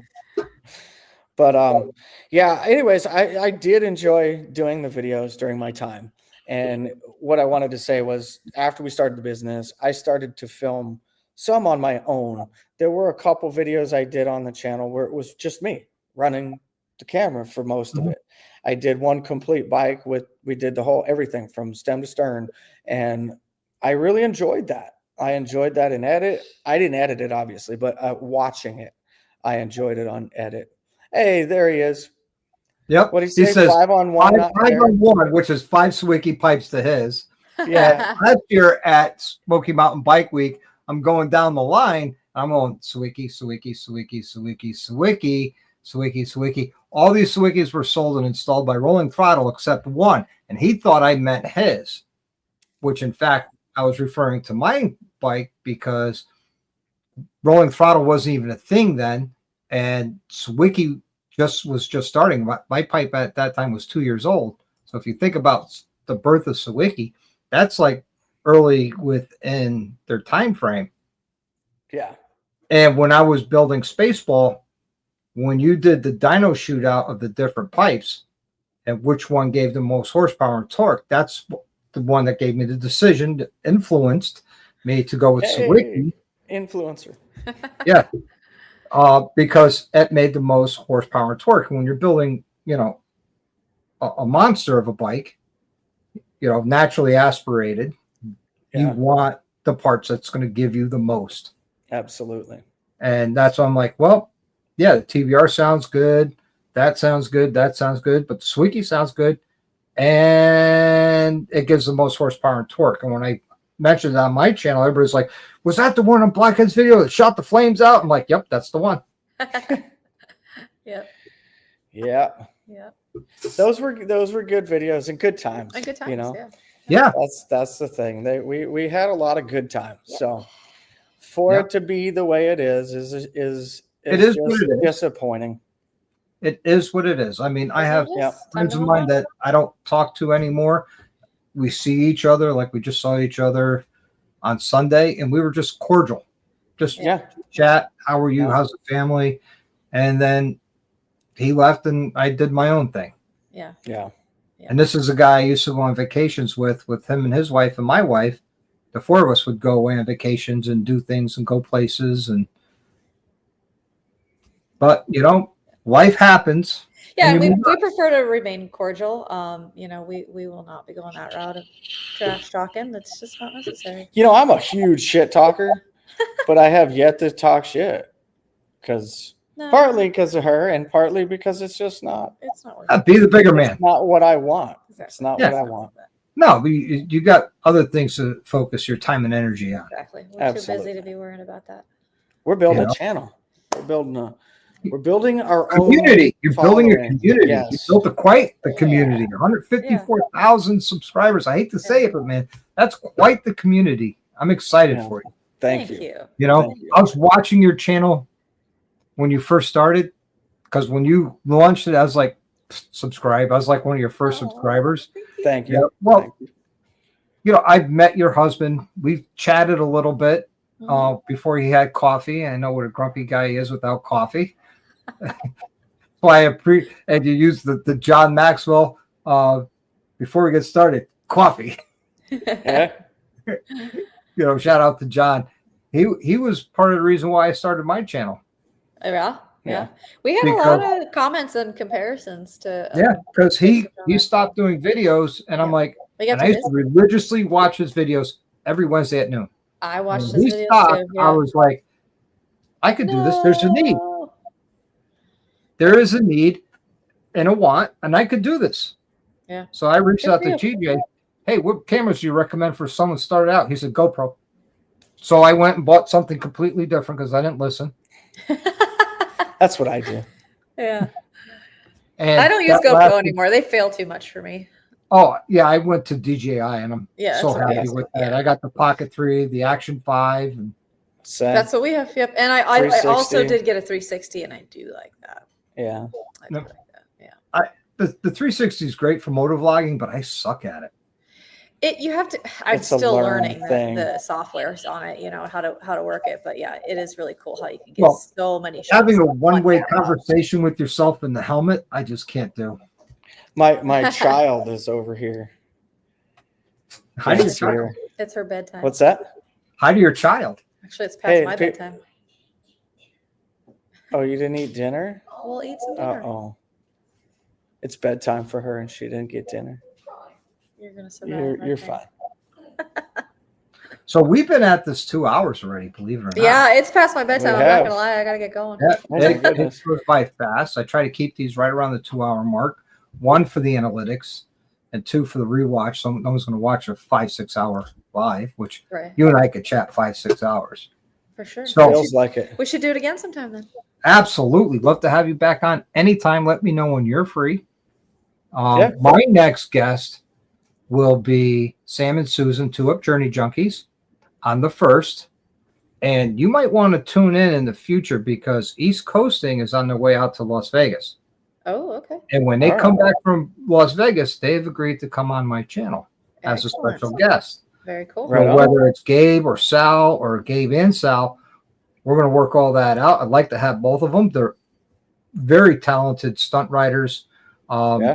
They took a grassroots outlaw concept and turned it into a huge business. Yeah. Yeah. I think they're killing it. I bought a t-shirt from them not too long ago. Oh, are you kidding me? I buy every time they have the bike giveaway, I buy the mystery bag. Do you? Nice. We have 500 entries on this one. Excellent. Yeah. And I've already told them, if I ever win the bike, I'll tell you right now, I'll either take the cash payout or I'll take the bike and sell it so I can finish the chopper. There you go. You know, Zan Biker. Later XAN, to you too. What is it?